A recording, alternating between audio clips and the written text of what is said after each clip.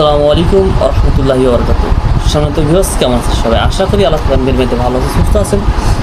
আলহামদুলিল্লাহ আমি ভালো আছি, সুস্থ আছি। আমি বলেছিলাম পর্ব আকারে ভিডিও দেব। গত ভিডিওতে দিয়েছি মায়ের সঙ্গে বিচ্ছেদ হয়েছে জাদু করা হয়, জাদু ধ্বংস করার জন্য। আজকে নিয়ে এসেছি বাবার সঙ্গে বিচ্ছেদ ঘটার জন্য যে জাদু করা রয়েছে সেই জাদু ধ্বংস করার জন্য। আমি বলেছিলাম সব আমলের মাঝে একটি বাক্য থাকবে, তার সঙ্গে বিচ্ছেদ ঘটার যে বাক্যটা এটা থাকবে।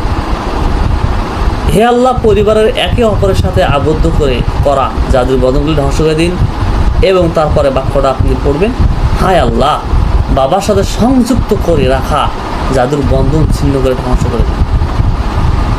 তার মানে আপনার সঙ্গে আপনার বাবার যেন একটা বিবাদ ঘটে বা বিচ্ছিন্ন ঘটে, বিশেষ করে এগুলো ভাইয়েরা করে থাকে বা আত্মীয় স্বজনরা করে থাকে।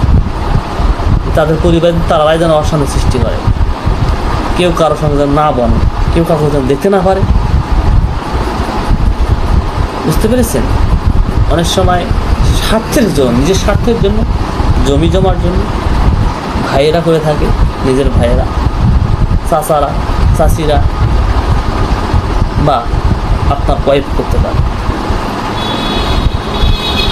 বাবার সাথে সংযুক্ত করে রাখা জাদুর বন্ধন ছিন্ন করার জন্য এই দোয়াটি আপনি 101 বার পাঠ করবেন। পানি নেবেন, তেল নেবেন, রুগীকে বসাবেন, রুগীকে ঝাড়ফুঁক করবেন, পানিতে ফুঁক দেবেন, তেলে ফুঁক দেবেন। একসঙ্গে আপনি 3টা কাজ করতে পারবেন।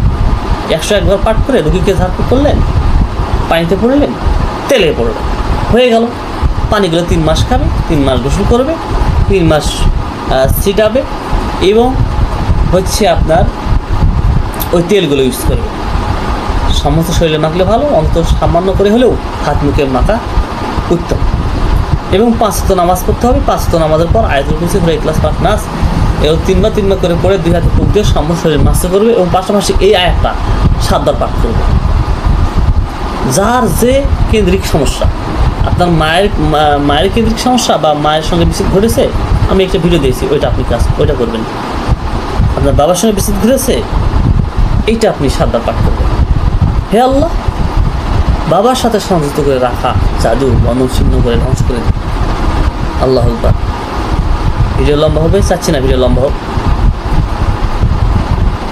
এই দোয়াগুলো ভিডিওর নিচে ডিসক্রিপশনে পাবেন এবং এগুলোর সঙ্গে সূরা তাহা, সূরা আরাফের, সূরা ইউনুসের এগুলো আয়াত অ্যাড করবেন। হয়তো বলবেন হুজুর কোন আয়াত? অন্যান্য ভিডিওগুলো দেখলেই বুঝবেন যে কোন আয়াত। ইনশাআল্লাহ আমি নাম্বার বললাম না, আয়াতগুলো